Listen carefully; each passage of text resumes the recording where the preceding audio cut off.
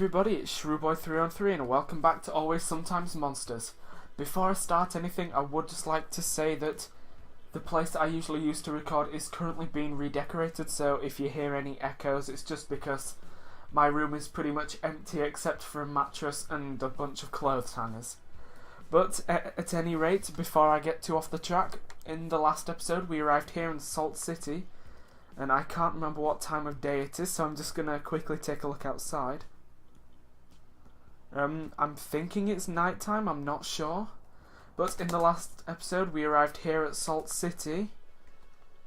Oh right, okay, it's not nighttime. We arrived here at Salt City and I believe it was Markansas or Markansas or whatever his name was, allowed us to state his trailer, and in this episode we're meant to be doing something, but I can't exactly remember what. So can we go in any of these trailers? And right, since this is like a new town, city, whatever, I will probably just be spending maybe this episode exploring it as well as much as I can. It may be a bit of a waste, but it doesn't particularly matter that much. Trailer park office. Afternoon there. Barry Burns, owner of this here Jubilee Trailer Park and proud resident too. Haven't seen you around before. You looking to hunker down in old Salt City for a bit? You must have one heck of a quiet camper. I didn't even hear you pull in. No, actually. I'm visiting an old friend named Mark. Well, what? Oh dear, that's... Oh. I guess I'll ask the bed and pool on when you'd arrive. That's 50 smackers and a 6-pack to boot. Can I have the $50? You guys were betting on me? Well, after Mark wouldn't shut up about you coming to visit, we figured we'd at least have some fun about it. We thought it'd be funny seeing as how Mark hates gambling and all. Didn't even face him, though. He's had a shit-eating grin ever since you called. Go figure. Go figure? It's not every day a world-famous author walking through Salt City. Hell, you're the talk of the town as it stands. I'm surprised you hadn't had to sign any autographs yet. I'd ask for one, but I don't even have a copy of your book, I'm afraid. Not much of a reader myself, but I do like crossword puzzles. You ever write one of them crossword puzzle books before? Me and my wife are always looking for new ones and seeing how you can finish them if you take a while on the John. No, sorry. Don't sweat it. If you haven't found Mark's place yet, it's the big yellow one up by the dumpsters. Anything else I can help you with? I was told there was wood here. Oh yeah, no problem. The bundles are $5 each, and I got plenty down there. Just come see me when you're ready to buy one. Oh, good. Oop, got a new message on the computer over there. Excuse me, that could be a reservation. Right, hold on. Do I still have that, like, car starter thing? No, I sold it. Right, okay. Well, I've literally only got $7, so... I mean, I guess I could use $5 to buy some wood for those old guys. Oh, why not? I'll be nice. $7, withdraw, 0, 0, and 5. And now I have a whole $2 in my bank. I'm so rich. You need some wood for the fire pit? Buy... Well, he said it was 5, and now it's 10. That's a lie. I'm leaving that. Fine, I guess I'm gonna have to wander around and see if I can't find any more things to sell. Right. I've checked all of the trailers, and there's nothing in any of them, and I believe I've talked to those children already, and they all just talk about their father. Well, those old men have gone anyway. Is there anything in the dumpster, maybe? It's locked.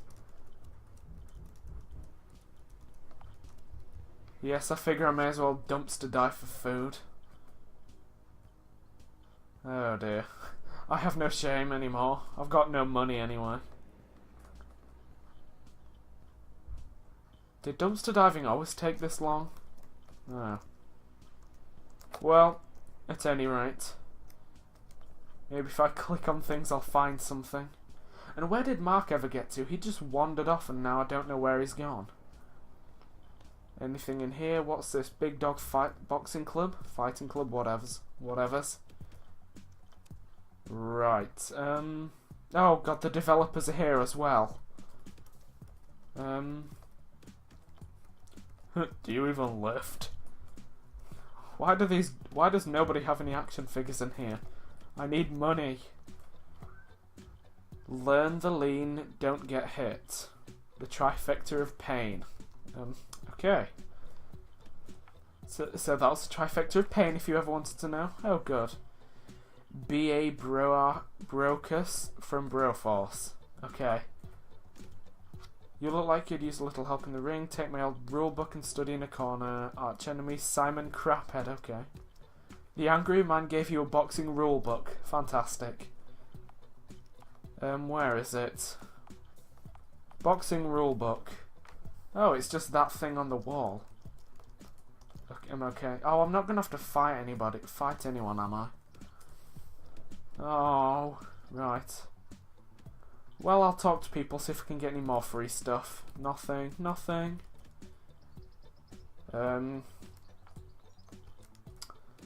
Well, I don't see anything I could possibly do here, so if I wander up here, maybe I'll find a shop where I can sell that indie figure that I found.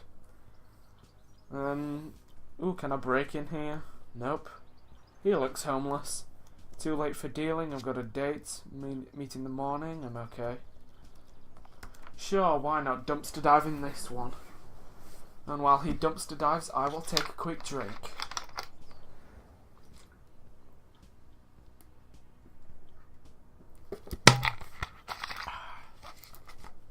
Right, and still no food. Great. Is this a broken vending machine? No, apparently it still works even though the lights are off. Further up here, it still looks like there's nothing. Ooh, oh, it's a graveyard. Ooh, can we break into the... Oh, Mark. No, right, leave, hold on. What's that? Is this just a shadow? Oh, actually, maybe these graves have a indie hero figure on them. KD. Okay. Bear, the most loyal person a friend could have. A friend? Most loyal friend a person could have, even. That was much harder than it needed to be. This is the church Mark said he was helping at today. Maybe I should go inside and see what's happening. Oh, it looks like some sort of service is starting. I should sit down.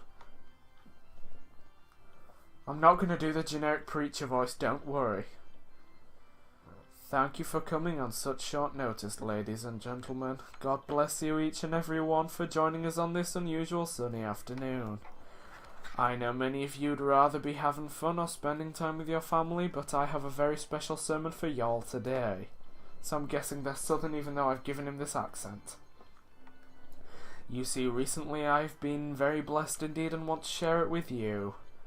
Those of you who know me well know that for a long time ago, before my life of God, I was indeed a man full of sin.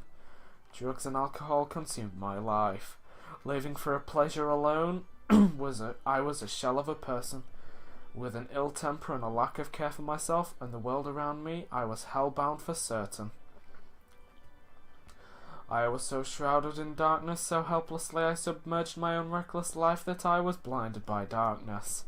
In that darkness I couldn't see a future. I couldn't see a hope. Worst of all, through that was in that darkness I could not see one true glimmer of light that existed in my life. I was so blinded by that darkness that the one true glimmer of light had existed, it had vanished from my sight. Since then I've spent many years learning of faith and prayed for its return. At times I felt foolish for hoping it would come back to me, hoping I could see the light once more. As my doubt would grow, I would feel so hopeless and scared and alone. I began to believe that the light would never return, extinguished forever in the ignorance of my youth. But this light, it is not a candle, it may be dim, but it can never die. Through that darkness the light has followed me here today. Through unimaginable hardship and suffering, it has walked through every one of my missteps. The road has not been easy, but the goodness of life will always catch up to you if you let it. For those... Oh no. I'm assuming that I am going to be plagued by darkness and I'm going to have to come up. Be willing to make amends, to purge yourself of your past, and accept that only through serving light can we live in its glow. You are here today, so you're on the right path already. Just stay on it as long as you can. Now if you'll get your Bible out and recite with me from the book of Isaiah 42:16. I don't have a Bible. Sure, why not? Reading along couldn't hurt. Huh, today's passage is already bookmarked. Steal the bookmark, it could be worth something. Oh, Mark. Ah, there's the page. Nice and loud if you will.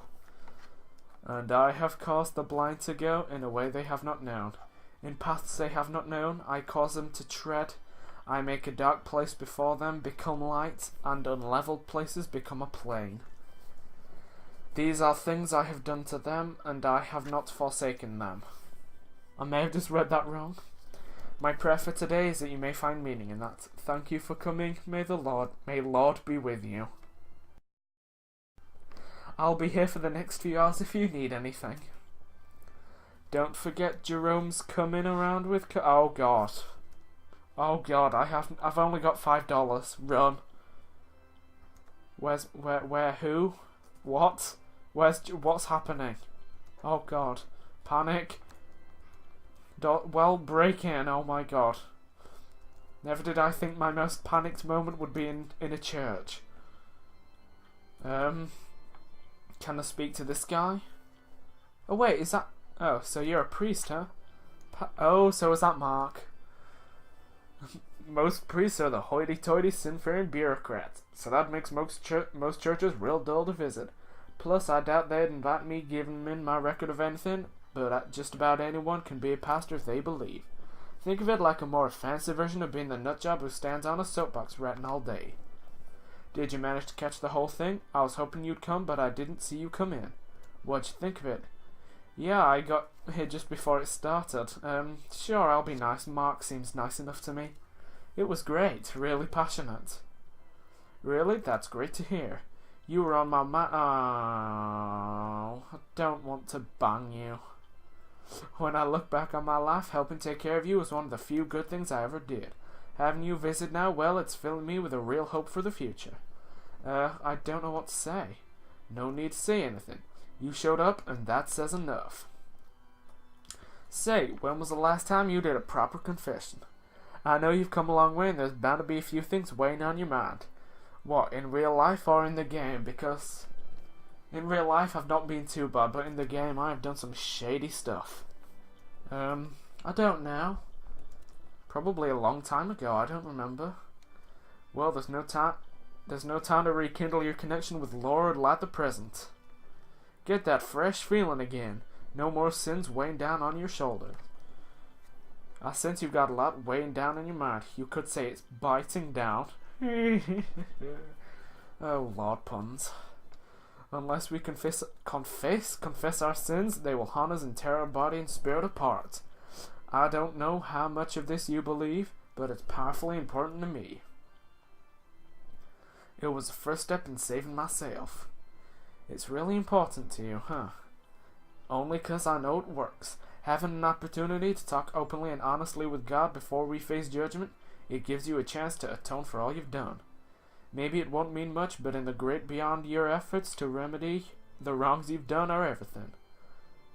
That's why I've invited you into my home. That's why I'll do anything to help you reach San Verdano. I'm no dummy. I know why it's important to you, and it's not my place to question anything. All I know is I've confessed my wrongs to the world, and you are my second chance. There's nothing new great to ask of me, Matthew. All I need to know is you walk with God as well. You want me to confess my sins to you? Not to me, to God. Just step in the booth and talk. The voice of Lord will answer. If it means that much to you, I guess it couldn't hurt. Thank you. The booth through the door on the right. Good luck. Well, I'm not gonna die. It's only a confession. Might as well do it if it'll make Mark happy. Oh dear, right. Let's confess to Lord. How do I sit down? There we go, okay. Alright, how do I do this? It's forgive me for I have sinned, isn't it? I mean, I don't personally know, but I've watched enough television and go on Tumblr enough to know what it is. Oh, yeah, forgive me, I've done many wrongs in recent days. Have you come to absolve yourself and accept a penance? Right, there's a punishment for what I've done. Don't think of it like a punishment, more like a debt owed to the world. Your actions in life determine what happens in the end, we know this. So what have you come to confess? I had a friend, a troubled drug addict. I judged him for who he had become. It's not easy to stay free of judgment, especially regarding people we care about. Watching someone we love fall from grace is difficult, but we must try our hardest to forgive them. You are not responsible for that fall, though. You are not at fault for that. Do you have anything more to say? Oh. I had a job at a newspaper. I was supposed to protect the truth. And I was trusted to be an honest person, and I let corruption win. I let money influence me. I let it change what I wrote. Because I repeated the lies I told, many people were hurt. Unless we are skeptical of what we hear and diligent in the pursuit of truth, this does happen. The devil has many cunning tricks, and it turns a phrase that mislead even the best intended. Though we are ones at fault with when corruption triumphs over ourselves and our neighbours, what else weighs? Oh my God. His name was Jack. Did I sell him out, really? He didn't mean to, but I pushed him over the edge and he killed himself. Suicide is never easy to witness, especially when you can't comprehend it. We look for someone or something to blame, even if that means blaming ourselves. Shout out to Sky Ferreira. The truth is, you cannot prevent a determined mind, even that determination is self-destruction. Clear your mind of guilt. If this is the whole truth, then there's nothing you could have done. Have you anything else you wish to say? I had a best friend. We dreamed of making it big one day together. We worked hard together, relied on each other, and needed one another. Eventually, an offer came, and I took it for myself. I abandoned him in my pursuit. Life divides us. It's inescapable times. Ideal situations are rare, and sacrificing ourselves in pursuit of them are foolish. The guilt you feel is born out of a love for your friend. If this is the whole truth, you have nothing to feel shame for. Thanks, I guess? Don't thank me. You're the one who brought these truths to the light. Bearing your soul is not an easy task, but a greater hardship awaits.